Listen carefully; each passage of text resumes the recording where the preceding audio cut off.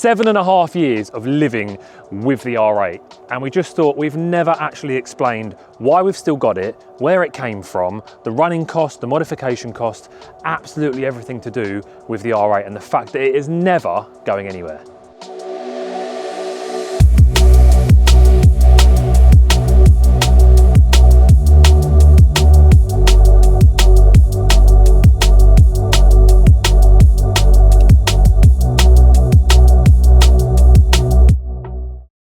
So 7 years and 7 different colors. I've got my phone out because there's so many different colors that I need to remember that I just need to read it off here. So first of all, we bought the car gray.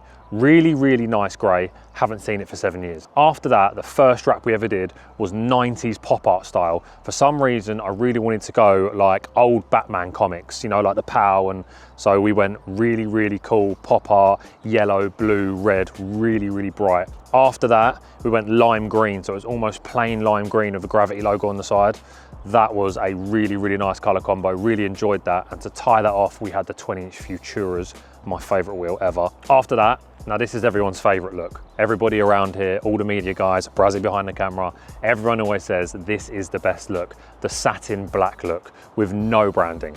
Just satin black, R8, silver wheels, and I agree, it's one of the best looks ever. After that, we went light pink and blue. So going back from plain to busy livery, it was blue and pink. For some reason, wanted to go back to the pink vibe, but also brought in the blue for Gravity. So we started to think about the branding and the colors of the brand when we got to this stage. Saying that, after that, we went back to plain. So we went plain black, busy pink and blue, and now we've gone back to plain, but plain pink. So this was Ruby Stone pink. This was our first year at the NEC, and this was a color that I'd always wanted. It's based on the Porsche Ruby Stone red. It is Ruby Stone pink. It is in a Nosotec color, and it is phenomenal and a great color, and I really, really enjoyed this on the R8. But I don't think it did us any favors from a brand point of view and marketing, because it didn't have the livery, the information, all the stuff on the car. It wasn't like a fleet of cars, and it wasn't like a fleet livery. It was kind of just a plain color, a bit like the satin black, but looks great. And then after the Ruby Stone pink is what you see behind me, the Gravity blue livery that is now all over all of our cars, that we're very well known for worldwide, especially for the Slambo as well, being made in a mini GT car worldwide, all that kind of stuff. The Gravity blue livery, my absolute favorite that we've ever done. Not everybody else's favorite, which is fine. Like I said, Brazzy's favorite's the satin black, but the Gravity blue, we're just so well known for it now, and especially on all the cars, the Saxo, the S14, the Golf, the Skyline, whatever else we're going to be building, it's all going to look like that. So from now on, Gravity blue is the color.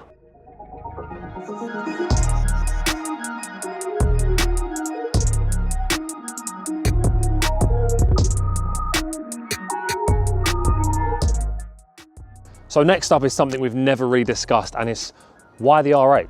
Why did I pick this car? Why did we buy it back in 2018? What was the driver behind it? And to be honest, it was just always my dream to be able to own a nice car. At the time, I didn't know what it was going to be. I haven't thought about R8s since I was 3 years old. Like, that was more of the Lambo thing and the poster car for me.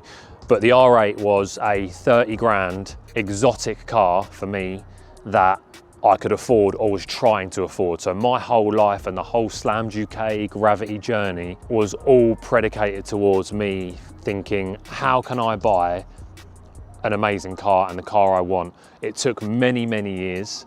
I think we were 5 or 6 years in before I bought this. For the first 5 or 6 years, it was transit only. I did have a £500 MX-5, best car ever, huge MX-5 fan, as everybody knows. Shout out Brazzy's MX-5. Yeah, so the main driver was, I had 35k budget. It was between an R35 GTR and a V8 manual R8. They were the two things I was looking into for probably 2 years, solid. In all the forums, all the reviews, all the YouTube videos, and then ended up on the R8 mainly because it looked more exotic, and I thought it was going to do better for the brand, going to get more attention and be more reliable. I thought this was going to do really, really well for the brand, for the channel, for sponsors, for people, for attention, for tickets, and also for reliability, depreciation, all that fun stuff. And actually, it's probably worth more now than what I paid for it. However, still like an R35 GTR, very, very cool car, but I just think this suited the brand better, I think. And that was the main driver behind buying it. And on the 30th of July, 2018, it was collection day, went and picked up the R8, grey, silver wheels, carbon side blades. It was the best day ever. I remember it like it was yesterday. And as people who know me, I've got a terrible memory, but this I remember literally like it was half an hour ago. Picked up the car, drove all the way through Tunbridge Wells, went to the Neville Crest and Gun pub. If you know that, shout out you, great pub. Parked in the car park and there's benches and you can see the car whilst you're sitting there, and I just sat there and stared at the car for like 2 hours. And it was absolutely one of the best days ever. And that is why this car will never leave. It is the first nice car I ever owned. It's kind of what started the ball rolling for Gravity and Slammed UK to get bigger, and we started to get recognised and got a lot more attention from what we were doing through the R8, through taking this to shows, working with sponsors on air ride and wheels and wraps and whatever else. So yeah, that is a backstory of why we have the puppy, the Gravity R8.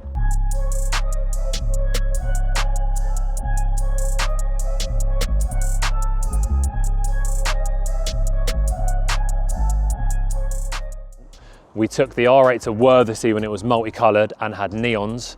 Fun fact, we have recently fitted neons. I'll get Brazzy to pop up a video. Going to Worthersea in this car, again, one of my favourite memories ever. Driving this car 18 hours to the Austrian Alps, round all the lakes at Worthersea, down the strip in Velden.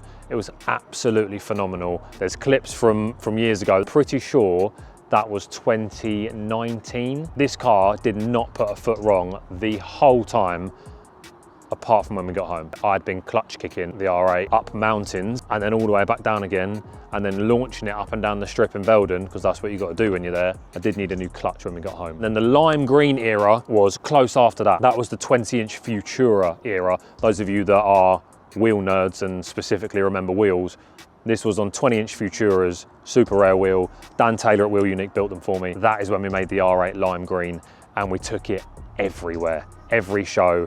That was when we first went to the NEC, to Autosport, to another event where we had a stand and we unveiled the R8 when it was lime green at Autosport on the Futuras. Again, a very, very fond memory of mine. That was with that colour combo with the lime green and the Futuras.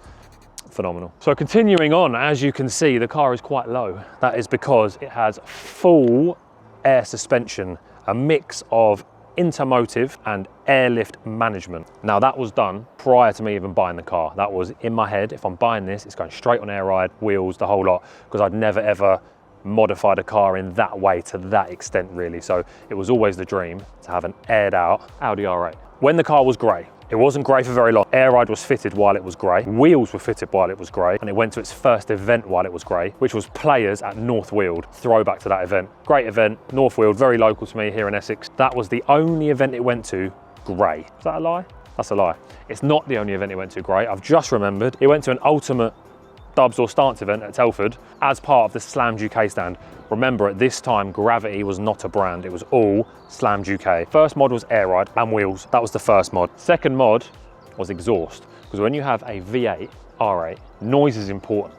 So ever since probably 2019, so probably for 6 years, 3-inch X-pipe, no silencers, no valves, no nothing, very loud R8. It's cool. Why would you want silencers and valves on a ginormous V8? My neighbours would disagree though. Cost of air ride at the time, £4,200. That is all supplied and fitted by Automotive. John at Automotive has actually just supplied us with new airbags. We've replaced them for the first time in 7 years. Other than that, it's been absolutely flawless. A phenomenal air suspension kit, and the airlift management has also been great. So £4,200 for airlift and management. Riviera wheels, we did a deal with Riviera at the time, but if I was to buy them, they were about £2,000. And they were grey, really nice. I would have chosen silver if it was my choice, but at the time it wasn't my choice. So carbon splitters. Carbon splitter was also very important, because you can't have a super low car with no splitter, in my opinion. Fun fact, Sean hates it and thinks we should run no splitter. I do not. You can see it's a little bit worse for wear. That is where a poor curb got hit, I think. But this is actual carbon splitter. For the first few years, we had the Maxton carbon lookalike splitter, and I think I went through about 12. Yeah, don't do that anymore. I actually air up when I go over speed bumps and stuff now, whereas the first few years, I just didn't, and I'd forget, and then I'd think it was cool, and I'd just smash the splitters off. So yeah, did about 12 Maxton splitters. Now we have proper carbon splitters. We have 2 of them, we have 1 spare, but that has been on for a good few years and will not be coming off until I absolutely smash the shit out of it, which I'm hoping not to do.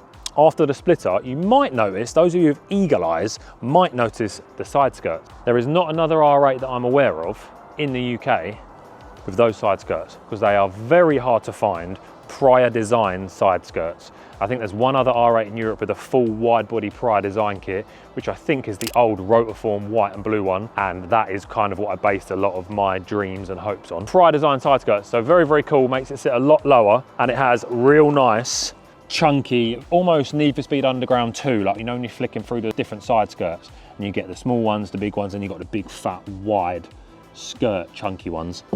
That's what that is. Prior design side skirts, £300. Cheap, because I bought them off my friend. After that, we go around to more of the bodywork. Carbon ducktail. We did have a spoiler. When it was lime green, it had a drilled in, lifted spoiler. Carbon ducktail, about £500 from China. And if you go real down low, Braz, at the rear, and you can see also slight damage from speed bumps here, that is a very aggressive Liberty Walk style carbon rear diffuser from China. About 500 quid. So I think I paid about £1,000 for both of those parts from China. Took about 3 weeks to come. Quality's phenomenal. They've been on the car for like 5 years. Absolutely great. While we're at the rear end, you might also notice those eagle-eyed people. R8 GT rear lights, one of my favorite mods for this car, because the old rear lights, which I've actually got in the unit still, trying to sell them, if you want them, let me know. Every time we aired the car out, the chassis would have a slight flex and it would crack the lights. So there's like hairline cracks in the rear lights, the OEM rear lights. So change those to the R8 GT rear lights. OEM ones, I believe, were about £1,000 4 or 5 years ago. I'll have to fact check that though. About £1,000 for the R8 rear lights. And in case you didn't know, the boot pop is just down here, just down the side of the seat. There's a little tiny switch. Unreal. You do not know how long that took me to find the first time I had to do that. And in here, a 4.2 litre V8 FSI engine from Audi, and the same engine that's in the RS4. And that is about all I know about this engine from a technical point of view. For any further information, please get in touch with Sean, the Gravity mechanic. Mod-wise, I do know about the mods. As you'll see there, that is a big 3-inch heat-wrapped exhaust from SS Auto Works. So very soon after purchasing the car, after the air ride, after the wheels, the next mod was exhaust. Because when you've got a car like this, as I said earlier, it has to be loud. There is no point having this car if it doesn't sound right, in my opinion. It's a complete 3-inch stainless steel system. I have a photo of it fitted raw from when SS Auto Works fitted it. There's no silencers, there's no valves, and it just sits exactly square on the back of the car, and it sounds absolutely phenomenal.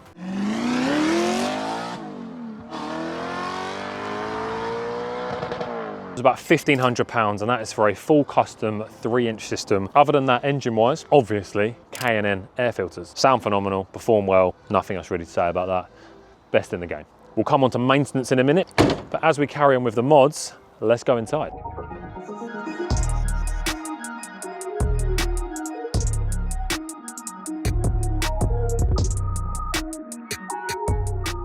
So as we come to the inside of the car, you will notice these. These are Recaro wingbacks, of course, but they are full Alcantara. I don't know if you can see here, absolutely everything on these seats is Alcantara. And the most important thing about these seats, they are Beth's old seats. She had these in her Audi A1, I believe. They've done like full circle. So she had them, she sold them. About 6 years later, I've then bought them off the same guy and put them in the R8. I believe these were about 1,500 quid. Can't remember off the top of my head, but they were somewhere around that. Full Alcantara wingbacks, and they fit perfectly in the car. You could spec Recaro wingbacks in the R8 from factory, but very, very few cars have them because it was such an expensive upgrade from factory. I think it was like 8 to 10 grand from Audi, so not many people did it. But what they did do is the carbon side blades from factory, very important. Other than that, inside, we have the forged carbon steering wheel, which was fitted at the Autosport event when it was lime green. I remember Dan Pritchard did this for me. Thanks, Dan, shout out you. Went with forged carbon. Couldn't tell you why. It was a long time ago. I should have just done normal carbon to match the side blades. It is what it is. I believe the steering wheel was about £1,000 from Dan, and he came to the show and fitted it for me. Additionally to that, we have the Kenwood head unit, which Car Audio Security fitted for me very soon after purchasing the car. Very important feature of this car, because it's got Bang & Olufsen speakers, very big spec, very lovely. Speakers are great. The standard head unit in this car does not have a built-in amp. So when you turn the music up, it just sounds all distorted and horrible. And car audio security educated me on this. I thought I needed new speakers everywhere and didn't understand why. The reason is the ampage. So they fitted me this touchscreen Kenwood Apple CarPlay head unit with built-in amp, so that the sound of this car now, the speakers and everything in here, there's speakers everywhere. The actual sound in this car is phenomenal. Great, because you need that because of the exhaust. I think in the region of £1,000, but I will have to fact check that for you. Around that. And they did a custom fascia, so it all fitted nicely within the R8. It looks very OEM. If you've got a Gen 1 R8, a very, very important mod. Much like the seats, because the standard seats are terribly uncomfortable. These, however, absolutely amazing. Have done so many miles in these. But yeah, Kenwood head unit is a must. I think that's about it for the inside, other than the airlift control management for the air suspension, which is right here where the ashtray would usually be. And of course, the gated manual gear stick. Finally, one mod we haven't spoken about yet, and probably the most important mod of a car, in my opinion, the wheels. Wheels make a car. That is my opinion, but it's true. These are SLM 555s. SLM standing for Slams UK, 555 just because it's my lucky number. They were made with us by Rims Carnated, very, very kindly with Isaac. We made these on a collaboration deal probably 4 years ago. Absolutely phenomenal wheels. And these replaced the 20-inch Futura wheels that we had back in the day. We did have a couple of wheels in between, but 20-inch Futuras were like the holy grail wheel. After that, we then went to the SLM 555s. Absolutely phenomenal wheel. If you were to buy these, I think it's about £2.5 a set. They're 2-piece and they're custom made, so you can have them to any specs you want. You'll see on the rear, we've got quite aggressive offset, so it's really, really concaved, and the front's still quite aggressive. And obviously we've got massive brakes to get around. So absolutely phenomenal specs and wheels. Would highly, highly recommend where you can buy these wheels. I think we've sold 5 or 6 sets of them with Rims Carnated, but yeah, what a fantastic wheel.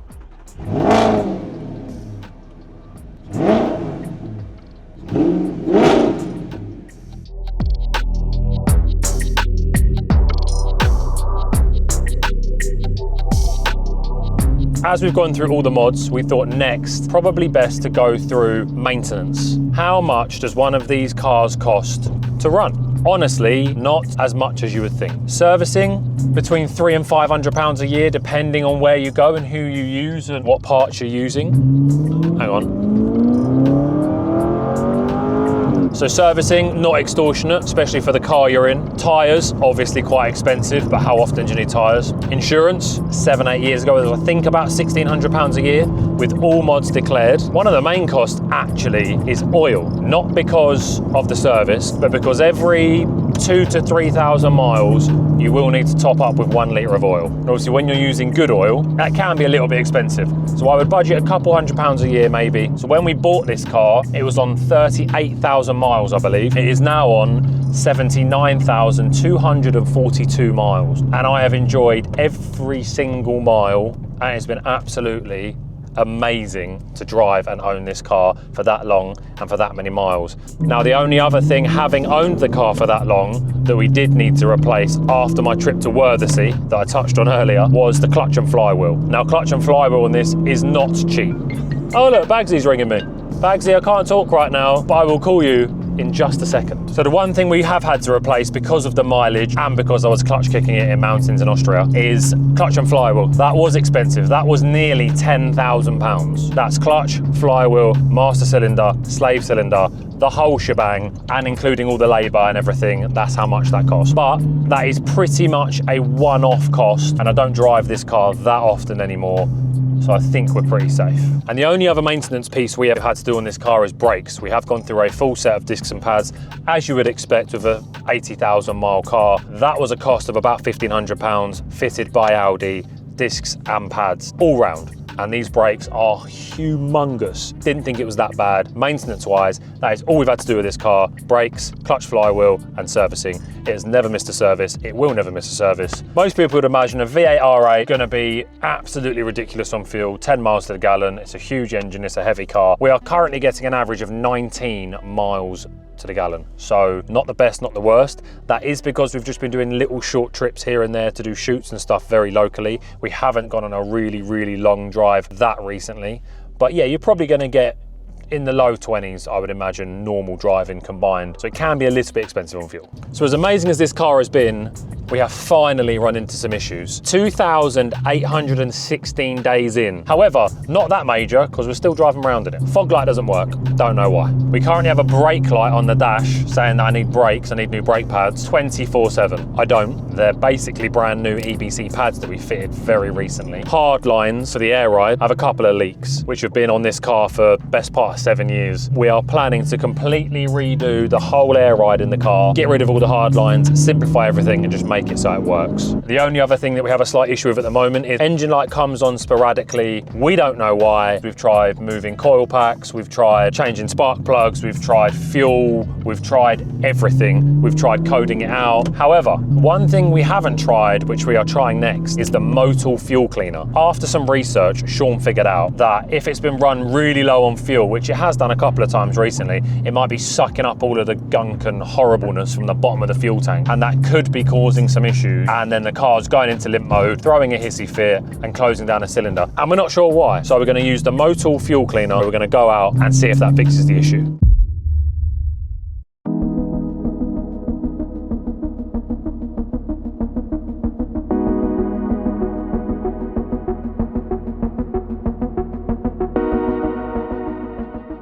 The R8 has been the most reliable car we've had ever. However, there's some slight problems with it now and we're not sure why, what it is or why it's happening. Today, we're gonna try one last thing. It is basically misfiring every now and then. Got an engine light and then it goes out, then it comes on, then it goes out, then it comes on, then it goes out. So yeah, today it is mine and Sean's job to fix the R8. So I'm gonna pass you over to Sean, who's gonna be able to tell you what we've done so far, why we've done it, now what we're going to try, and yeah, here's Sean. So, intermittent fault, which is always the best fault because you can never find it. Very light misfire and then it shuts the cylinder down, but it's actually the car protecting itself. Turn it off, turn it back on, back to normal, drive it off, and it will probably be fine for the rest of the journey. Car has a few times gone quite low on fuel, sucking up probably some nastiness from the bottom of the tank. So what we're going to try and do, because I believe we're going down the line of a fuel problem, is we're going to give this little bad boy a go, because we might as well, because Motul makes some good stuff, and if anyone can fix it, it will be Motul. It will be Motul. So what does this do? So this is a fuel system cleaner. Pop it in with a full tank of fuel. You're meant to put it in before you put the tank of fuel in. Pop the whole can in, go for a long drive. Hopefully when we get back, we have a working R8 again.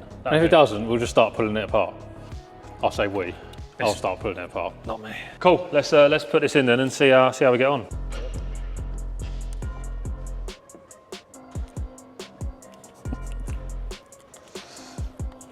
Disclaimer, do not drink that. No. Safety first, no drinking So that. Keep it away from your eyeballs. It is all written on the bottle. If you do accidentally consume a whole bottle, you just blow into the breathalyzer, please. Sure. Keep blowing, keep blowing, keep blowing, keep blowing.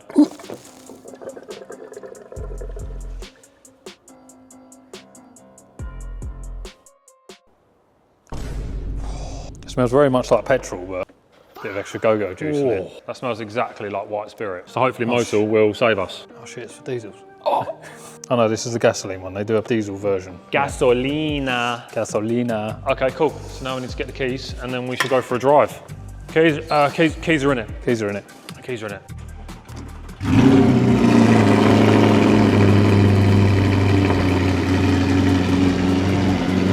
Seems to be running fine. What's really good is like when the cold starts on, it's really easy to hear yourself think, especially when we're in the office and we're trying to work. It's great. When we drive, where should we go? What?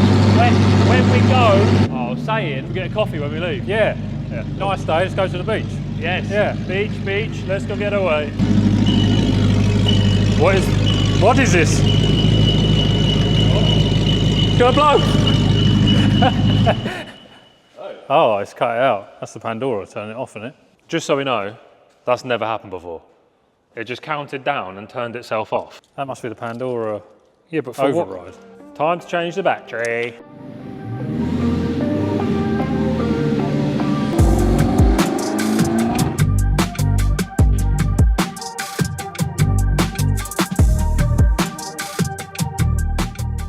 Hello. So a quick update, we have driven about 45 minutes into the heart of Suffolk and we've had one little blip, haven't we, on the motorway. Yeah, light throttle, Yeah. steady speed. We're cruising at about 70, just with a little bit of light throttle, and it started spluttering. Engine light flashed up, Engine light flashed, cleared, and then just went away. And and it's been fine. absolutely fine since. So yeah, we've got about another 10 minutes before we get to our location. Seems absolutely fine now, so maybe the motor cleaner has done its job, but we'll soon find out.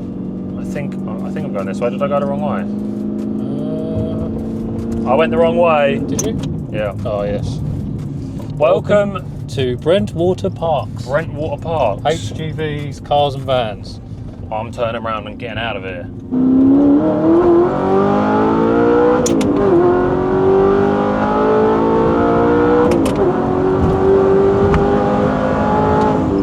Well,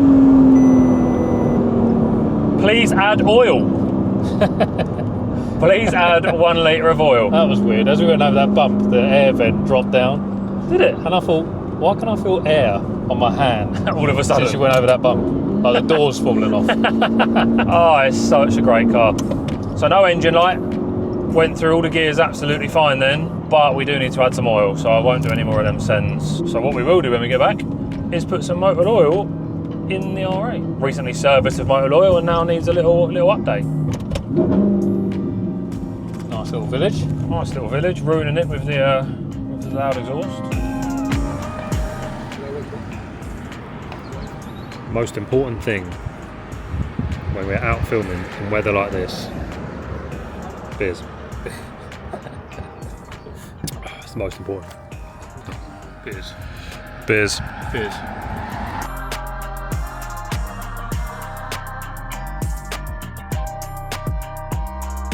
I think it's on. Is this thing on? It's green. Would you like me to turn things on or leave it? Ignition on. Ignition. Ignition on. Ah, the oil. So we've got no oil, no brakes, an engine light and an EPC light. Cylinder 4. Cylinder 4 misfire detected right here. So what are we going to do about that? What every good mechanic does. Clear codes. Carry on. Okay, nice. We're still testing the fuel system cleaner anyway, so it didn't have a chance to do its thing by the time that happened. Oh my god, man, what is that, a supercar? Is that a Lamborghini? Hello. Hello.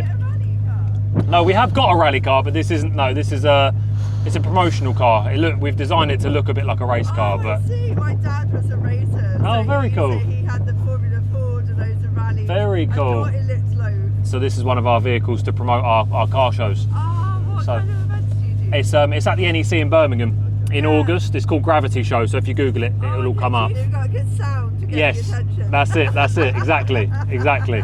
That's it. Cool, thanks guys, have a good day. Right, I've no idea how the fuck we...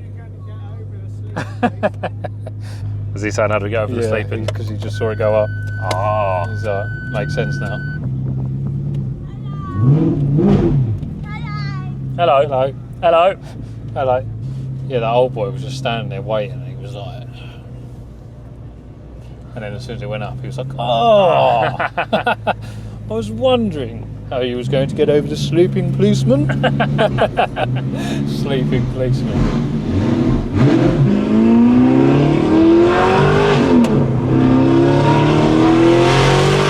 Oh God, it sounds so good.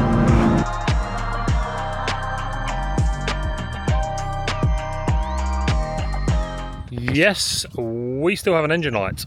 So we've just left the venue where we were, just at a pub. Obviously had them very important beers, but we have just been driving down the road and engine light and EPC light have now come on again. So we've just pulled over quickly.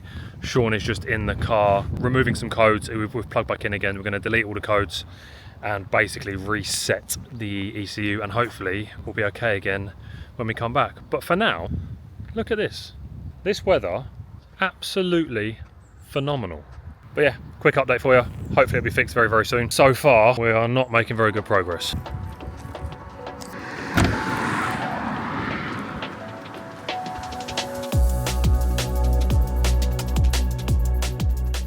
Okay, so we've made it back to the HQ. After resetting everything and you doing all your magic, it's running absolutely fine. No misfires. So we are still stumped. And we've still got half a tank of fuel, so we've got to run through the rest of the half tank of fuel another day to get the Motul fuel cleaner all the way through. Yeah, if any of you lot are R8 geniuses, do let us know and come fix the car.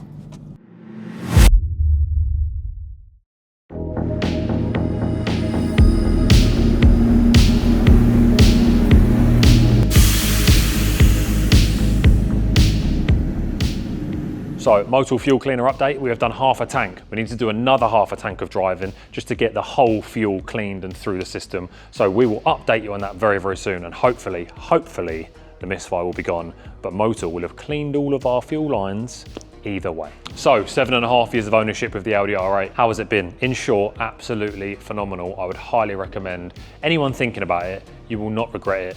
It is a great buy. You're not going to lose any money. It's great fun. If you're going to modify it, just remember, it can be expensive. Maintenance, not that bad. Insurance, obviously depends on who you are, how old you are and where you live, but definitely think about buying this car. So we will update you on our socials about the Motul, the oil cleaner, and the health of the R8 and how it's going. And obviously don't forget, it's 10 years of Gravity this year, so make sure you buy your tickets for Gravity Show, August Summer Bank Holiday, loads of new stuff going on, VIP, grandstands, motorsport paddock, bigger pits, more drivers, bigger live action. There is so much cool stuff going on this year. See you there.